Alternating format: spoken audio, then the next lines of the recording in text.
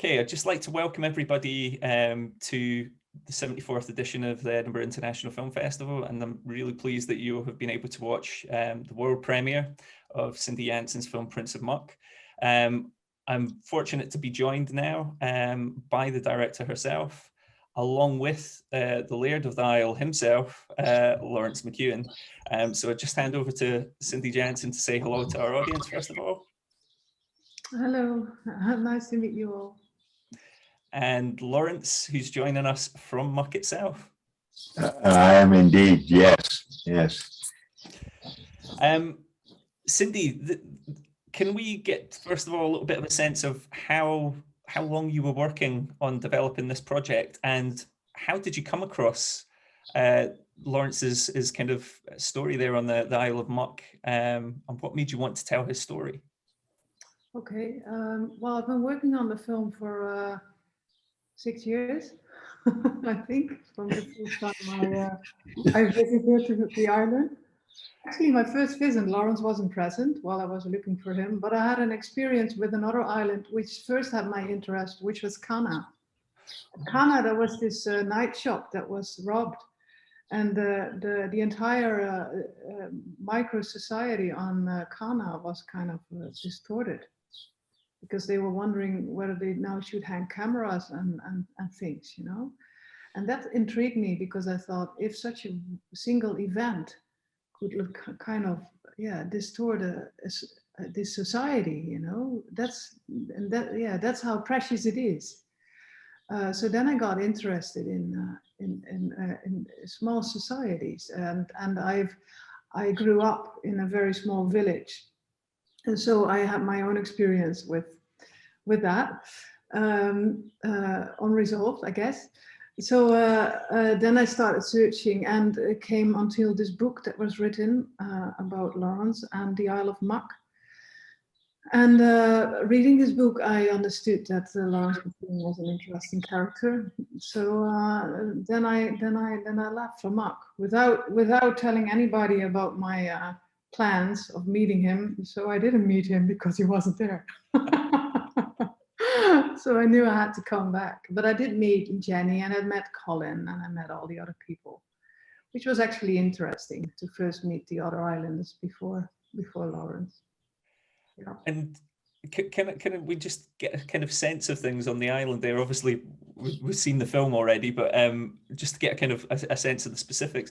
So, Lawrence, how many people are on the island all year round? And I'm guessing, with Muck being the kind of size it is, and you being the person in charge there, you'll know all of these people quite intimately. Certainly do, and the total population is in the low 40s. It does vary from year to year, but and my son is now in charge, so I'm retired, but I used to be, and in the book, of course, I am in charge. Yep. Cindy, one of the things that struck me about the film was, I guess the way that I would put this is, there's a gentle kind of elegiac quality about the film. Sorry. There's a gentle elegiac quality about the film, as if everything's kind of, it's obviously it's about the kind of the need to change the kind of direction of the island, and about the decline in kind of capacities that Lawrence has to look after certain aspects of the island that he would normally look after. And I was just wanting to kind of get a sense of how much of that quality was something that you observed on the island through your encounters with Lawrence, and how much of it was coming from your own understanding of what you were saying with your own village upbringing, or from your own kind of background. I think I had the advantage on the island, my diaries, and of course Cindy made great use of my diaries to give the historic timeline, and that was a big advantage. Also, Cindy came over to the island for quite a long period, so she was able to probably absorb the atmosphere better than most film crews who come to the island, who possibly there for only one weekend. Yeah, I was quite impressed, for example, by the importance of having a school teacher in place. Yeah. And in those 6 years that I visited Muck and filmed on Muck, there were about 2 or 3 changes, you know, and I really felt for that, because it's a primary school, and a primary school needs a teacher. And yeah, if you can't find a teacher who wants to stay longer than one horrific winter, then then you have a problem. So during those years, I got this high appreciation for that community, on how they managed to get it in the end, always managed to get it working, to keep it going. And it's a great effort. It's a great effort. It's not comparable with the village I came from, because it's not an island, you know, it's a village, but it's not an island. So yeah, I was absolutely intrigued. And then I also understood very well Lauren's longing to keep things as they are, you know, longing to keep the family in the MacEwen's hands for as long as possible, because it has been as long as he's been alive in the MacEwen's hands. And they've done well, you know. It's not that they made a mess; they've done well. So yeah, I understand the struggle, and also the struggle with the newer generations who have other needs. For example, wanting to be part of the European Union.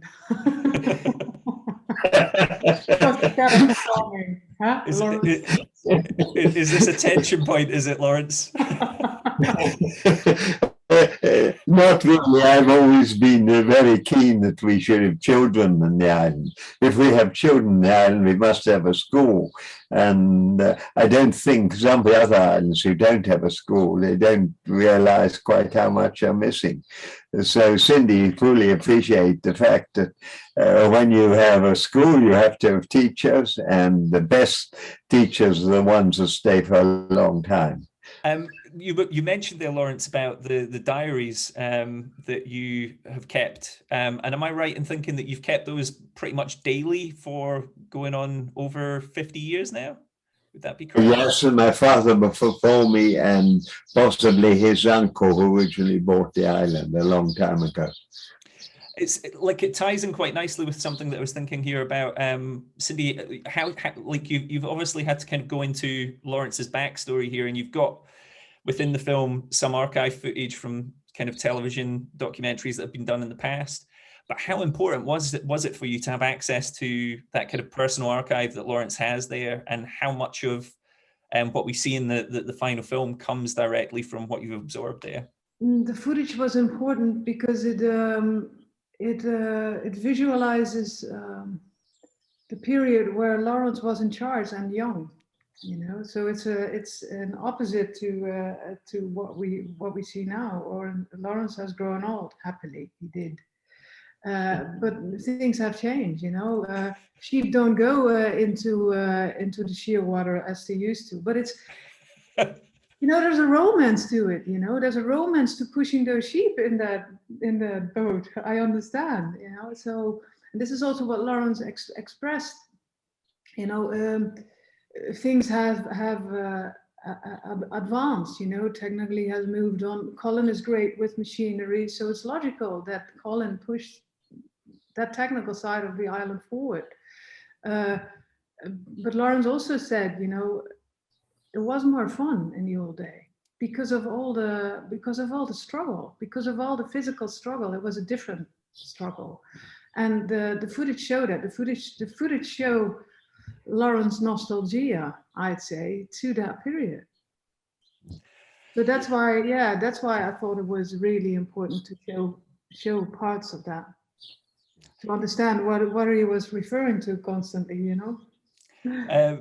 When I was young, farming was quite a social occupation. We had 6 people employed, so many jobs. We could at least talk to each other. Now, sheep shearing is actually the only really social job that's left, where everyone gets together in a large group. Otherwise, just sitting in a tractor all day, working machinery, and the only thing you have is radio too. So Colin is probably quite conversant with radio too, but he possibly doesn't have the same interaction with the other islanders, except sometimes in the evening when there are parties, and we do have parties in the evening. So Lawrence, was this like, is this something that I think is that you're missing to some degree from that past? Is the kind of connection, the much stronger connection to community that you had through the kind of farming side of things, or has that been replaced by something else on the island? Yes, it has. The school is quite a big employer, and we have a fish farm off the east side of the island, and they employ quite a number of people. Farming isn't the center of the island now. It's a little bit on the fringe, but that's the way things are. Economics have taken command. Yeah. Can I just ask as well about the way in which, Cindy, you chose to depict the landscape, which for me it's kind of one of the most fascinating aspects of the film, because I think we see lots and lots of films that use the Scottish landscape, and they use it generally, I think, in quite a kind of particular way that doesn't necessarily kind of have much more other than a kind of touristic value to it very often. But what you seem to have captured very impressively here is you've got the grandeur, the kind of scale of the landscape, but you've kind of placed it within this kind of frame, which is capturing this microcosm of a world, this kind of like little perfect thing. So you've got that kind of the vast scale of things within this kind of tiny landscape, this tiny world, as it were. Sorry, not landscape. I just wanted to get a sense of how you kind of went about making sense of this landscape that you're seeing that isn't necessarily something that you would have been acquainted with prior to making the film, and how important it was for you to kind of give a kind of a unique visual identity to the film. Well, I'm not sure how much of that is fully conscious. I have a background in photography, you know. Part of the film is shot. I shot myself, and then we worked together with the Scottish DOP Julian Swanage. What my plan was that the landscape was a character. So I looked at it as a character that in beautiful days is very welcoming and charming. You know, that's how the film opens, right? But then the other times of the year, it's kind of threatening, you know. That's also why I chose to have the middle part where it's about the storm and the people dying on the sea, to show this enormous sea that never ends under the poem. And I think that that also helped, that it's not only the visuals of the landscape, but also the combination with the diaries and the history. So it's also the text, the diaries that make it archetypical, rather than life. And I chose to have these diaries of poetry combined with the landscape, so they could stimulate each other in that strength. Yeah, I wanted to show the vastness and the vastness of being surrounded by the sea. And it's hard, It's hard because on camera it's very easy that it doesn't look as big as it looks when you're there. This is it. Really hard to do that. I think this is what was actually for me really working in the film. It was the first time that I think I saw the kind of the wildness of Scotland being captured really effectively, because I think we're just so used here to seeing these depictions that are slightly couthy and slightly kind of twee of this kind of like landscape that's kind of lush and green and rolling, and rather than it actually being quite wild and treacherous and forbidding. Yeah. I think you're absolutely right. In the film, it seems to be raining the whole time, and there's mud everywhere. It's certainly even now, after the tremendous weather we've been having, it does seem awfully out of place. But no, the combination for diaries and some pretty extreme footage, weather and landscape-wise, is actually quite powerful. And of course, Cindy has also got my companion animals featuring in the film, which makes me very pleased. Yes, I think I should mention also the power of the music under the stormy scenes with the landscapes. This is why I make film, I guess, because you can't only have a still image or a photo of the landscape. It's much more stronger if you have indeed the poetry and the wind in the animal's hair, Lawrence. and some threatening music score, which really supports all that. It's the combination of elements which makes it such a fantastic media. And it's so evocative when you capture it in the way that you have. I think you really get a sense of this place. I think in a way that you just can't capture in the written word or on a kind of photographic image. I think one of my favorite kind of sequences in the film, because I think it so perfectly illustrates Lawrence's situation, Lawrence's predicament within the journey of the film, was the point where I believe, Lawrence, you were looking after your cows here and you're trying to get them back into the stable, but the stable door, it's like that battle that you've got going on between the stable door and kind of like choosing to close that and kind of tending to the cattle at the same time. How was it for you, Cindy, finding these kind of like little moments of struggle, of tension that encapsulate so much of Lawrence's world there? Oh, it takes patience. Just be present, right? You wait for those moments. It is, of course, you have a plan of what scenes and what things you want to shoot, but then after you've made the plan, you have to let go. One of my favorite scenes in the film is when I recite poetry and the cows all stand around me in a circle and they don't run away. And Cindy made me film that about 6 times, as film directors do, and the cows never moved. Never moved. And Lawrence in the end said, "Well, that's enough, Cindy. I'm not going to do it anymore." And I said, "Okay, you're right."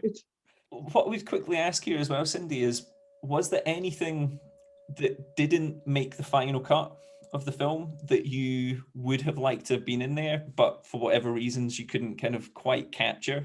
Was there anything that you kind of that stands out as something that was a missed opportunity, perhaps, or that you just couldn't kind of find the right key for? Yeah, a few things. There was one image of Lawrence standing close to his tractor, and there was the sun coming through, and then it would rain, and then the sun would come through, and he was just standing there. I love these shots. It was brilliant, and it left the film like just before the last cut, and it really hurt. But this is how it goes. And then in a more early stage of the editing, there was more focus on you and Tara, on the grandchildren of Lawrence. Yeah, which I liked to have had it more talk about the next generation, but it didn't work. And I kind of pity it because it was so nice to see those kids. For example, you showing his creels, and he was so enthusiastic with how he would handle his creels, and it was so great. But it didn't work out, and that's But then that's you have to let go. You have to let go. It's about making the film, right? That's it, yeah. And in actual fact, the film itself, in many ways, is about letting go. Yes. There's something very zen about the film, actually, in that regard. Yeah. Lawrence, can you tell us a little bit, perhaps as well, about what Cindy's kind of referred to here with the next generation, so the generations that are coming through in Muck. So how are your hopes for the future of the island? In terms of those generations? Well, Jenny and I provided the next generation. They're providing the following generation. My son has 4 children. I have a daughter on the island, Mary, I think, who will possibly feature in the film. So I've been very lucky to have 2 children who have come home and taken over, because it's so important to get continuity. Yeah. So many places, the next generation aren't interested. I always think it's because their parents tell them what a hard life they've had, and the children get what we call in Scots scunnered. Yes, very true. Lawrence, just the other thing for me that was really interesting in the film is just how you've clearly you've got an absolute passion for the island and the way that the island needs to kind of exist.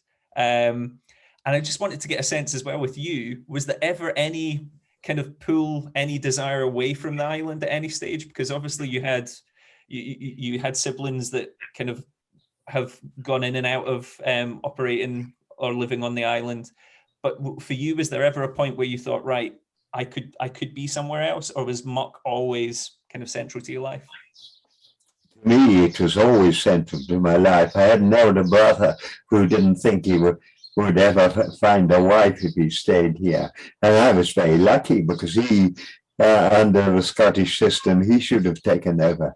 And he was very good at it, but he wanted to leave. And I was absolutely determined that the island would continue. And I was very lucky to find Jenny, someone who's managed to stand both me and the island for all these years. And am I right in, as well, Jenny's tea room has become kind of famous in many respects? It's the best tea room in the West. Oh, it did, but even Jenny's had to move on, and she's handed over to a very good couple who are making a great job of it. And I think she could be very proud of her legacy of excellence. We all aspire to a legacy of excellence. Absolutely. Cindy, when you first kind of came to the island, so 6 years ago or so, when you first came to the island, what were those kind of initial impressions that you took that we still find within the finished film? So what was the kind of the things that immediately grabbed your attention? Yeah, well, the people are really open to you until you ask if they want to be in a film. and then they switch off. Well, if you're living on an island with 38 people or 40 something, yeah, there's something to protect, which is your life. Absolutely. On the island. And you don't know what a filmmaker will do with that. So I totally understand. At first, I wanted to make this film on more like the community, you know, not only on Lawrence and his family, but make it broader. But I found out, I think in my first trip, that wasn't going to work as easily as I had hoped. Which is good in the end, you know. This is what is nice about documentary filmmaking. You have an idea, and then it turns out differently, and it's better. Yeah. It's a constant process of revision. Yeah, but I did. What struck me was actually that you know, I had this what is it, prejudgment maybe that island life would be more easy than more laid back. But it was totally the opposite. Everybody was constantly running. And I thought, what is going on here? You know, then yeah, I found out it is quite a hard work to make it work constantly, daily. Yeah. I think that's an interesting thing right there as well, Cindy, the slow pace of island life that people maybe have an impression of, and yet in fact that's completely not the case, because the rate at which you're having to work to sustain things is quite heavy. Yeah, and the MacEwen family, I think, are on top of the bill there in that sense, because they're hard workers. Yeah. a strong and of course, ethic right Lawrence there. had some time because he's retired, but his son and daughter were far more, and also, yeah, Mary and Colin were far more difficult to spend time with, because they just, they just didn't have the time to make film. Yeah, Yeah. exactly. Lawrence, how was it then for you integrating Cindy's film and the kind of shooting processes into your kind of everyday life? I don't think it really was a problem. Obviously, I thought it would be a better film if more of the islanders had been interested in taking part, but they didn't want to do it. So, and that was unfortunate. But we've had films made about the island before, and it was difficult for Cindy. And I am quite nervous when this film goes nationwide that I won't get in. I shouldn't get into too many. I shouldn't have too many problems. I don't see any problems there for you, Lawrence. I think your life might change a little bit in terms of you becoming that little bit more of a public figure than you perhaps already were. But yeah. Well, Lawrence, you were always keen on attracting visitors to the island. Here you are. Cindy's done the job for you. Oh, well, it certainly will help. Every little bit helps. And I mean, I suppose I was very keen in the book being written. And of course, that has had a small effect. But I think it's nowadays, the problem could be in the future that there might be too many people want to come. But at the moment, because we have a very restricted steamer service, the number of people coming to the island is quite low now. And so we only get to select people who are managed to book on the ferry. Yeah. But that'll be very short term. Next year, everything will open up, I'm sure. Fingers crossed. Cindy, Lawrence, we're going to have to wrap things up there, but it's been lovely to have this conversation. And I guess what we'd just like to offer an opportunity to Lawrence here is to maybe have the final word on things. So is there anything that you would like to say just to finish up about the film and for our Edinburgh audiences here? I would like to say congratulations, Cindy, to her persistence in continuing with quite a difficult operation. And I hope all of you who see the film will get something from it. It's been wedged in with two very famous actors, and I'm afraid I don't aspire to that level of excellence, but it'll be quite a good break from watching the great and the good in the film world. So, Cindy, I wish you all the best with the continued journey of this film beyond Edinburgh. I'm sure that you're going to have a great reception in the multiple venues that will be seeing this. And thank you for letting us bring this film out into the world. I'll look forward to seeing what you do next.